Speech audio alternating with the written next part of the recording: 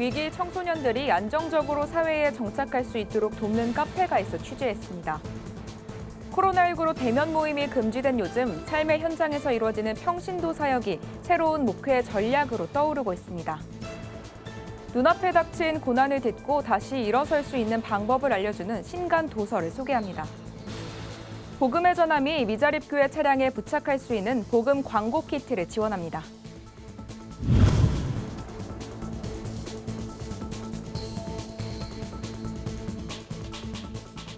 안녕하십니까. 구티비 뉴스입니다. 잘못된 선택으로 소년원을 다녀온 청소년 중에는 사회에 적응하지 못하고 다시 범죄의 길로 빠지는 경우가 많은데요. 이러한 위기 청소년들이 사회에 정착하고 새로운 꿈에 도전하도록 돕는 곳이 있다고 합니다. 조유현 기자의 보도입니다. 경기도 화성의 상상 드림 카페. 젊은 직원들이 익숙한 듯 주문을 받고 커피를 내립니다. 여느 카페와 다를 바 없는 이곳은 한국소년보호협회가 위기 청소년들의 취업 역량을 강화해 안정적인 사회 정착을 돕기 위해 마련했습니다. 위기 청소년들은 이곳에서 커피 제조와 제빵 기술 등을 배우면서 고객 응대로 소통하는 법도 훈련합니다. 훈련해보고 연습해볼 수 있는 어떤 그런 자원들이 굉장히 많이 필요합니다. 사실 여기 카페 같은 경우는 그런 친구들이 사회를 맛볼 수 있고 연결해 볼 수 있는 그런 발돋움할 수 있는 비빌 언덕이 될 수 있는 곳. 카페에서 훈련받은 청소년들은 새로 여는 상상드림 카페의 운영을 책임지거나 바리스타 국제대회에 참가하면서 자립하는 법을 배워갑니다. 의왕시 1호점을 시작으로 안산, 부산 등 전국 곳곳에서 운영 중이며 지난해 7월에는 9호점인 서울 목동점도 문을 열었습니다. 목동점은 타 지점과 달리 카페 내에 세미나실도 마련했습니다. 카페 개념을 넘어 도서관이나 교육 공간 등 다양하게 활용할 수 있도록 하기 위해서입니다. 덕분에 이곳에서 일하는 청소년들은 더 많은 사람들과 대면하면서 사회에 적응하게 됩니다. 응대하는 그런 태도가 처음 봤을 때는 굉장히 본인도 어색했지만 그게 점차 자연스러워지고 오히려 또 이제 발전을 위한 의견을 가감없이 말할 때 그런 작은 성취감이 본인이 되게 뿌듯해 하더라고요. 그런 거를 볼 때 저도 이제 그런 뿌듯한 모습을 보면서 가장 보람을 느끼는 것 같아요.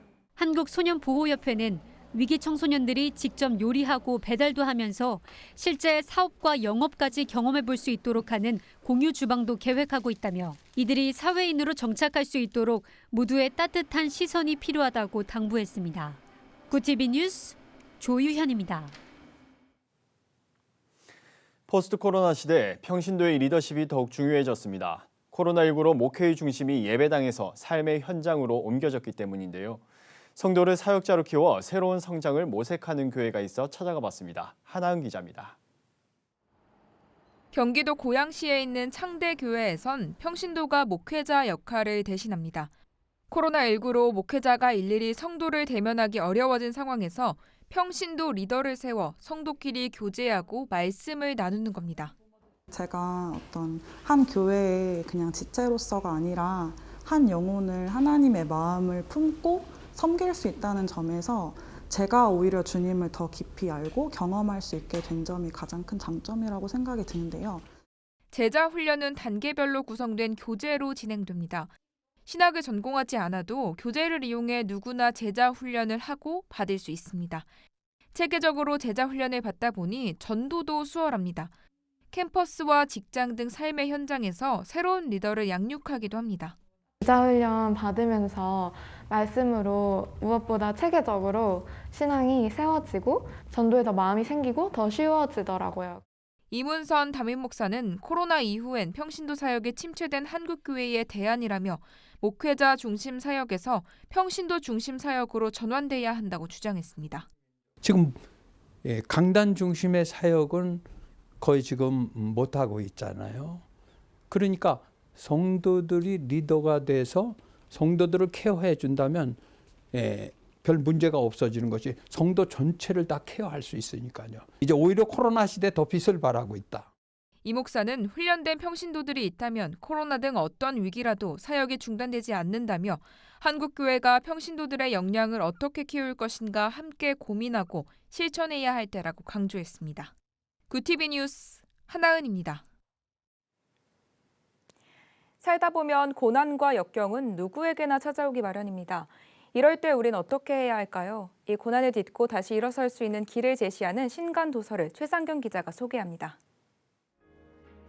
두려움에 빠져 광야로 도망치는 엘리야의 모습은 오늘날 길을 잃은 우리들의 이야기입니다. 이 책은 엘리야의 이야기를 통해 길을 잃어버린 그리스도인들에게 나아갈 길을 제시해 줍니다.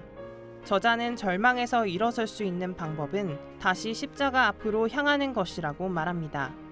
엘리야처럼 절망의 밑바닥인 광야에서 하나님을 만난 순간 확신의 자리, 소명의 자리로 나아갈 수 있음을 강조합니다. 결혼 후 14년 동안 수많은 고난을 겪은 뒤 부부가 함께 쓴 책입니다. 인생의 폭풍이 부부관계에 몰아칠 때 맞닥뜨리게 되는 여러 도전들을 1인칭 자기 고백으로 기록했습니다. 아내의 만성질병과 4자녀의 유전적 질병, 부부간 갈등 등 숱한 역경을 믿음으로 극복한 부부의 이야기를 들려줍니다. 이들의 이야기에서 난관을 잘 극복할 수 있는 성경적 지혜를 배울 수 있습니다. 특히 각 장마다 욥기의 성경 구절을 곁들여 고난 중에서도 우리를 이끄시는 하나님을 강조합니다. 구티비 뉴스 최상경입니다. 코로나19로 대면 전도가 어려워진 가운데 복음의 전함이 대중교통에 복음 광고를 부착하는 대한민국 방방곡곡 복음 신기 캠페인을 전개하고 있는데요. 이 캠페인의 일환으로 전국 미자립교회에 교회 차량 복음 광고 키트를 무상으로 제공합니다. 전국 2만여 미자립교회가 운영하는 차량이 복음을 전하는 광고판으로 쓰이는 게 목표입니다. 이 키트는 차량에 부착할 수 있는 광고 시트지와 설명서, 밀대 등으로 구성됐습니다. 복음 광고를 신청한 교회에는 직접 출력해 부착할 수 있는 교회 차량용 복음 광고 디자인 파일이 제공됩니다. 복음의 전함은 코로나19로 함께 모이기는 어렵지만 전국에 있는 교회들이 계속해서 복음을 전하고 주 안에서 하나 되길 바란다고 밝혔습니다. 오늘의 이슈 포커스입니다. 윤석열 검찰총장이 임기를 4달 앞두고 총장직 사퇴를 선언했습니다. 윤 총장은 이 나라를 지탱해온 헌법 정신과 법치 시스템이 파괴되고 있다며 그 피해는 고스란히 국민에게 돌아갈 것이라고 밝혔습니다. 그러면서 이 사회가 어렵게 쌓아 올린 정의와 상식이 무너지는 것을 더는 두고 볼 수 없다며 검찰에서 할 일은 여기까지라고 말했습니다. 코로나19 백신 접종 후 사망자가 잇따라 발생하면서 보건당국이 조사에 착수했습니다. 사망자 대부분은 기저질환을 앓고 있던 것으로 전해졌습니다. 정은경 질병청장은 현재 역학조사 중이며 의무기록 조사 등을 통해 백신 접종과 사망이 관련 있는지 확인할 것이라고 밝혔습니다. 숨진 사례를 제외한 백신 이상 반응은 대부분 두통이나 발열, 메스꺼움 등 경증인 것으로 조사됐습니다. 한국토지주택공사 LH 직원들의 광명 시흥 신도시 100억대 투기 의혹과 관련해 정부의 합동조사단이 출범했습니다. 문재인 대통령이 투기 의혹 보고를 받고 총리실을 주축으로 강도 높은 수사를 지시한 데 따른 겁니다. 전수조사 대상은 국토교통부와 LH, 경기도개발공사 등 관계 공공기관과 3기 신도시가 있는 경기도와 인천시를 비롯해 해당 기초지자체가 될 것으로 보입니다. 지난해 우리나라 1인당 국민총소득이 코로나19에 따른 경제 침체와 환율 상승 등의 영향으로 3만 1,000달러대까지 낮아졌습니다. 한국은행은 지난해 1인당 국민총소득이 3만 1,755달러로 집계됐다고 밝혔습니다. 이는 2019년에 3만 2,115달러보다 1.1% 감소한 수치로 2년 연속 감소세를 나타냈습니다. 이는 글로벌 금융위기 때 이후 처음 있는 일입니다. 농수산물 가격 상승과 코로나19에 따른 경영난 등으로 국내 음식점 식재료의 수입산 비중이 3분의 1에 달한다는 조사 결과가 나왔습니다. 한국외식산업연구원이 지난해 10월 19일부터 11월 1일까지 음식점 300곳을 대상으로 주요 식재료 51개 품목의 원산지를 조사한 결과 수입산 비중은 평균 34.1%였습니다. 재료 유형별 수입산 비중은 수산물이 64.9%로 가장 컸고 축산물 31.7%, 농산물 18% 순이었습니다. 네이버가 댓글과 SNS 등 누리꾼의 의견을 보여주는 실시간 검색을 오는 18일 종료합니다. 네이버는 사용자가 의견을 남기는 방식들이 다양해지면서 실시간 서비스 종료를 결정했다고 공지했습니다.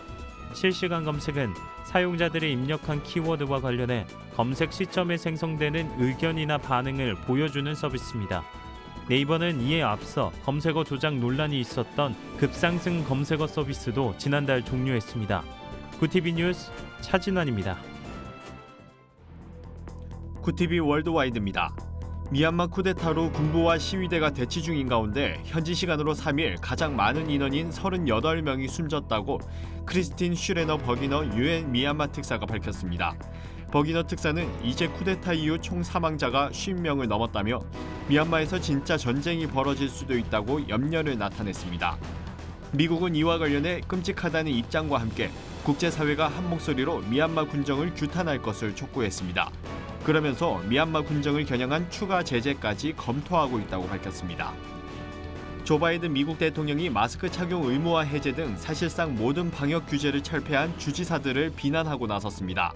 백악관 공동 취재단에 따르면 바이든 대통령은 텍사스와 미시시피주가 마스크 착용 의무화 해제 등 코로나19와 관련한 규제를 철폐한 데 대한 취재진 질문에 큰 실수라고 말했습니다. 그러면서 모든 사람이 지금까지 이 마스크가 변화를 만들어냈다는 것을 알았으면 좋겠다고 강조했습니다. 이와 더불어 손 씻기나 마스크 착용, 거리 두기 유지도 거듭 당부했습니다. 일본의 코로나19 신규 확진자가 다시 1000명대로 급증했습니다.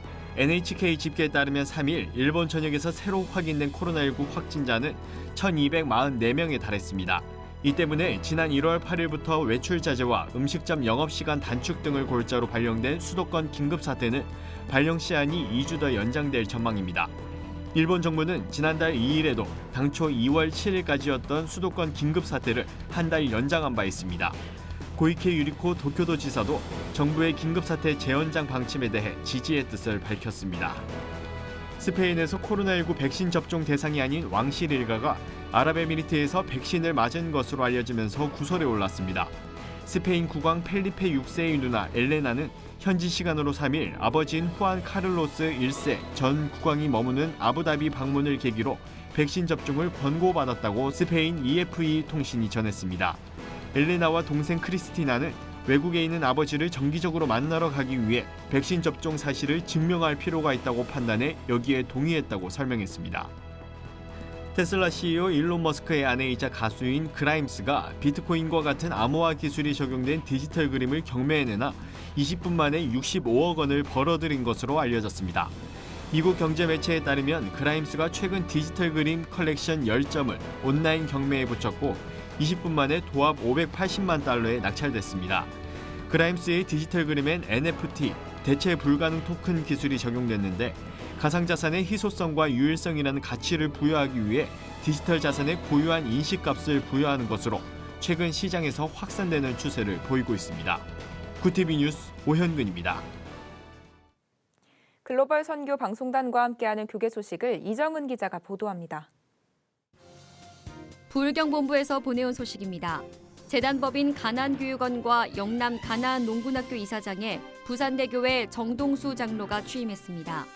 지난달 26일 열린 이 취임 감사예배에서 정 이사장은 올해는 가나안 운동이 시작된 지 90주년이 되는 해라며 다가올 10년은 다음 세대 양성에 집중할 것이라고 포부를 밝혔습니다. 가나안 농군학교는 근로, 봉사, 희생정신의 교육이념하에 전문성을 갖춘 농촌 지도자를 육성하기 위해 1962년 설립됐습니다.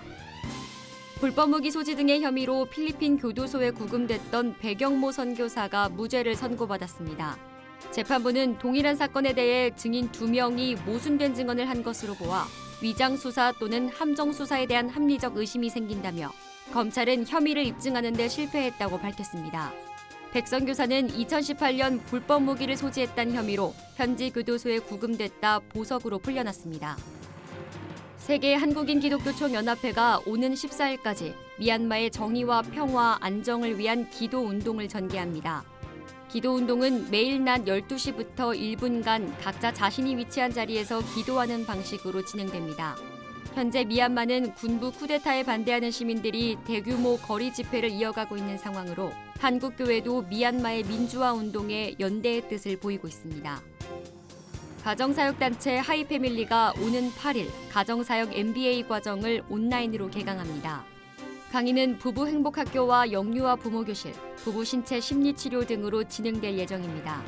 하이패밀리는 사이버 교육으로 시공간을 초월한 가정사역 전문가 양성이 가능해졌다며 국내는 물론 해외 교민과 전 세계 흩어진 선교사 등이 함께 동참하길 바란다고 전했습니다. 구티비 뉴스 이정은입니다. 한때 잘못된 선택으로 소년원에 다녀온 청소년들이 사회에 적응하기는 쉽지 않습니다. 범죄자라는 낙인 때문에 제대로 된 직업을 갖기 어려워 재범으로 이어지기도 한다는데요. 이들이 사회 구성원으로 자리 잡을 수 있도록 사회적인 관심과 지원이 필요한 것 같습니다. 이상으로 뉴스를 마칩니다. 오늘도 함께해 주신 여러분 고맙습니다.